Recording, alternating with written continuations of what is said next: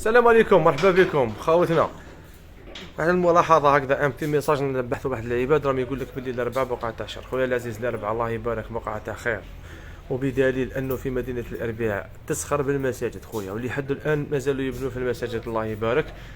وفي كل حومه كاين مسجد، والائمه تاع المساجد كلهم من مدينه الاربعاء، والقراء في التراويح في المساجد كلهم الله يبارك من مدينه الاربعاء. وحاجه اخرى خويا، الجمعيات الله يبارك في كل حومه كاين مسجد، وافطار السبيل في كل حومه كاين افطار سبيل الله يبارك. حاجه اخرى خويا، الله يبارك قفه رمضان بالجمعيات، الناس متطوعين تروح للمساجد، طاولة الإفطار معمرة، الدراري يجيبوا في الخبز، الناس الله يبارك تدير في الخير، الختان الجماعي الله يبارك دوك الحق تشوف انت حتى وين تكره.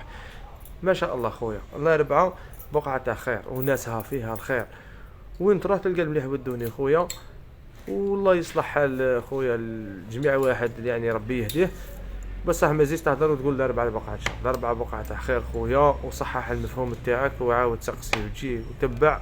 ومن احسن البلديات خويا اللي فيها الخير الله يبارك في الاربعاء، وعندهم الله يبارك اقبال كبير في الخير، ويعاونوا بعضهم بعض ويسعوا في الخير، والله يدومها. وان شاء الله ربي يحفظنا ويحفظكم كامل، وصحة صيامكم خاوتنا. السلام عليكم.